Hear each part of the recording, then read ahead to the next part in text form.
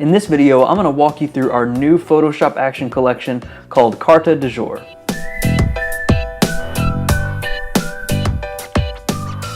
Hey everyone, this is Jordan from Sleeklens, and in this video I'm going to show you this complete walkthrough all centered around food photography. This is going to be kind of a fun one because it deals with Photoshop actions, and actions are really great. They're much like presets in Lightroom, but in Photoshop actions you can actually customize almost anything. And with this new collection you're going to be able to greatly enhance your food photography with just a few clicks. So let's go ahead and dive into it and I'll show you what I'm talking about.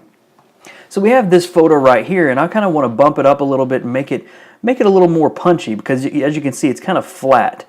And so I want to add a lot of color, a lot of light to this photo.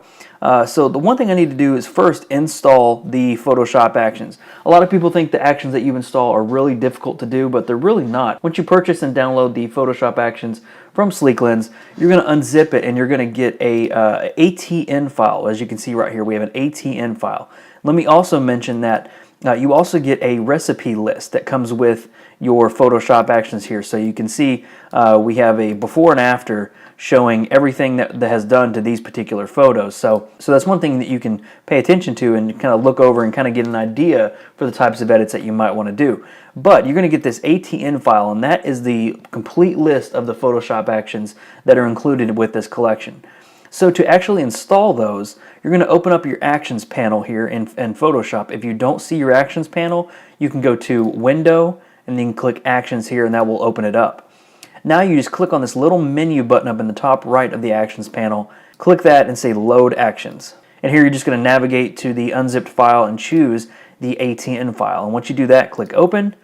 And you're going to see a list right here. You're going to see this little collection here, and when you drop that down, you're going to see a list of all the actions that you can apply to your photos. So let's go ahead and start applying some of these actions here. So I know the first thing I want to do is just add a little bit of contrast and brighten up the image pretty much. So first of all, we have the all-in-ones here. This is kind of one-click fix for a lot of your images. I'm not going to concentrate on those in this particular video, but I am going to work on the basic corrections and a little bit of the retouching. So let's do some of the basics here. I'm going to make sure my background is highlighted here, and I'm going to choose the Amazing Contrast action here, and I'm going to click the play button in the bottom. That's going to automatically apply a little bit of the contrast to the photo, and as we toggle this on and off, you can kind of see that it's a little bit more contrasty there with the blacks, especially bumping up the whites a little bit as well. So now we actually need to brighten up the image, and I'm just going to do that by clicking the Brighten Up action here.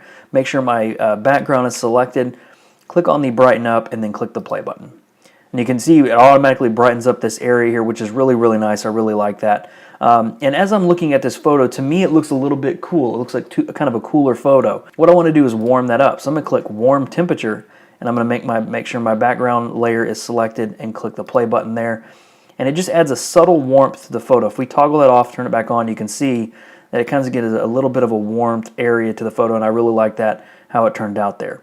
So that's our basic adjustments to this photo as far as the kind of exposure goes, but I want to add some color and some light. And one of my favorite brushes to use that comes with this collection is the Add Light brush. So I'm going to show you how this works. I'm going to click on the Add Light brush, make sure my background layer is selected, and I'm going to click the play button right here. And I'm going to get a message basically saying use a soft white brush to add the effect to the selected areas of your photo. Adjust the brush and the layer opacities as desired. So I'm going to click Continue here, and you can see we have a layer mask that's automatically applied to this folder. This folder has the adjustments in there, but I'm going to click this layer mask and I'm going to choose a white brush.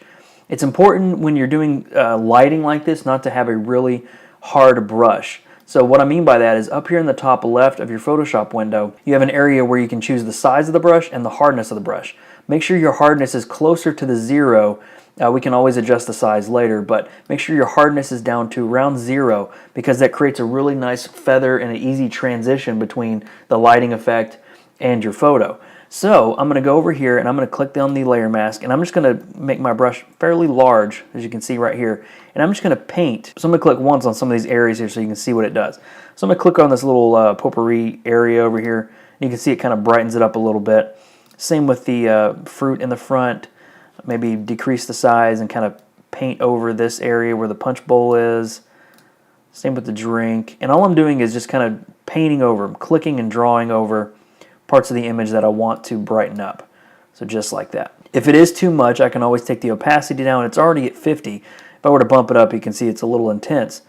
I can take that down and I can adjust it as needed. That's what I mean by these Photoshop actions are fully customizable, because you can change the opacities of them, you can erase some things, and that's what really makes these special. So the last action that I actually want to apply is a color brush. So I'm going to go down here to the color pop brush.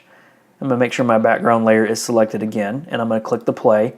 I get a same dialog box as before saying to paint in the color effect, use a white brush and paint it on the layer mask.